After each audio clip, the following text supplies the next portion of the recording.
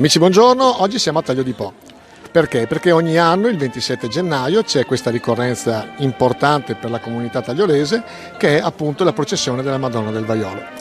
Nel 1886 nel paese si manifestò un'epidemia di vaiolo che in poche settimane colpì la metà della popolazione, mietendo molte vite umane. Il 27 gennaio 1887 fu deciso di portare in processione, per le vie del paese, la statua della Madonna della Salute. Da quel giorno il morbo regredì, i contagiati guarirono e ogni anno l'evento viene ricordato dai tagliolesi con la solenne processione della statua miracolosa, ridenominata Madonna del Vaiolo.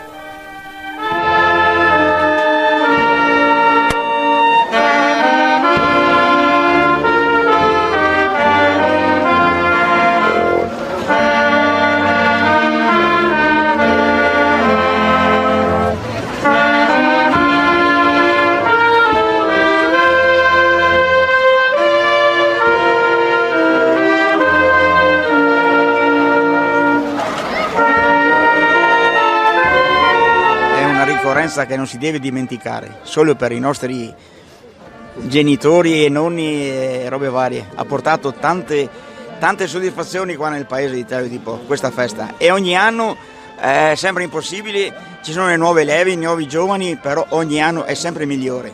E tutti i tagliolesi il giorno della Madonna del Vaiolo lasciano il lavoro e le loro incombenze e partecipano a questa grandissima processione, insomma, è molto sentita.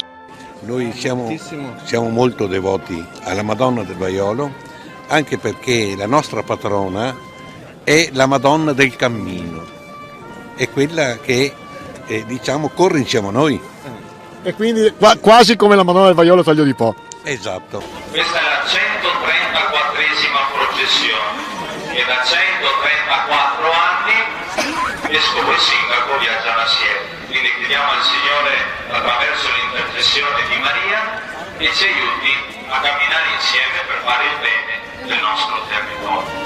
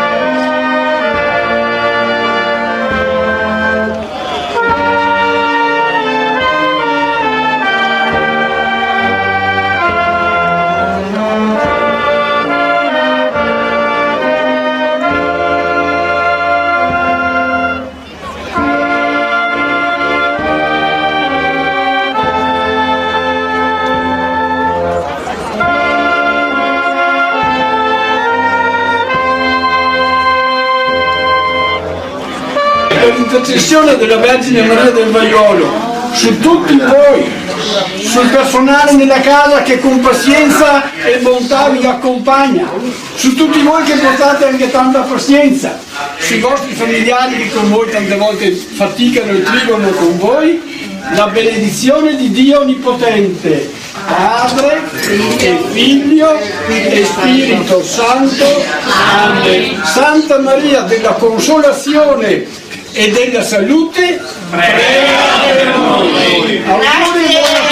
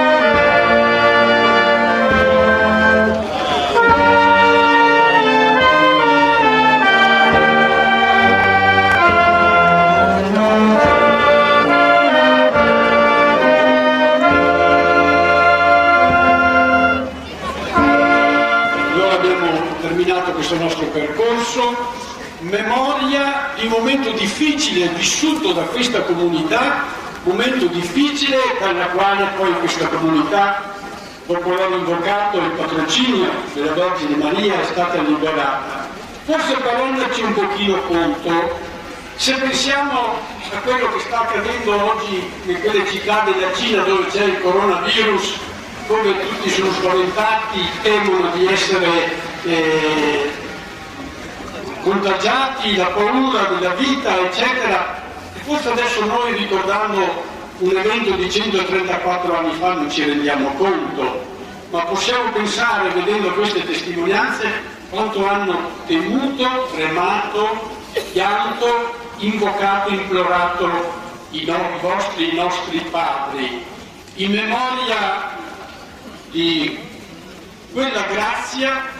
Questa comunità ogni anno continua a rinnovare la sua preghiera, la sua fiducia e anche il desiderio di camminare insieme uniti nell'amore, nella fede, nella speranza e nella carità. Ecco, in questi giorni abbiamo avuto modo di stare insieme in tante iniziative che hanno visto coinvolte tutta la nostra comunità, le associazioni, la parrocchia e quindi la vita della comunità civile e la comunità religiosa della nostra bellissimo territorio.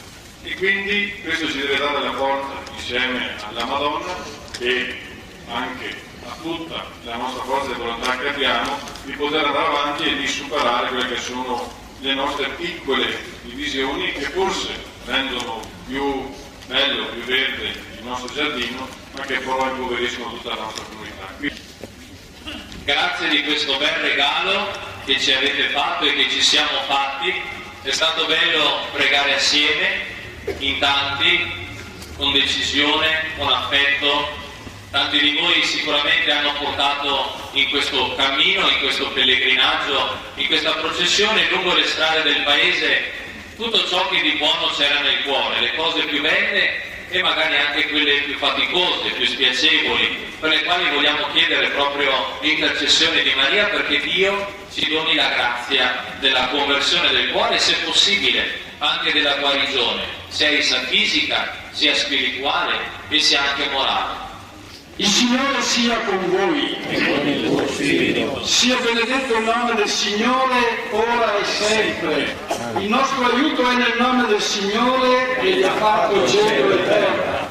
Dio Padre della luce, che nel suo Figlio nato dalla Vergine Maria ci ha aperto i tesori nascosti nei secoli, per la grazia dello Spirito Santo vi doni salute, serenità e sapienza. Amen. E su tutti voi, le vostre famiglie, tutto il nostro territorio, la benedizione di Dio Onnipotente, Padre e Figlio e Spirito Santo, rimanga su di voi e con voi rimanga sempre. Amen. Amen. Benediciamo il Signore, rendiamo grazie a Dio. E con il suono della banda iniziamo a mettere in ordine per poter celebrare insieme l'Eucaristia.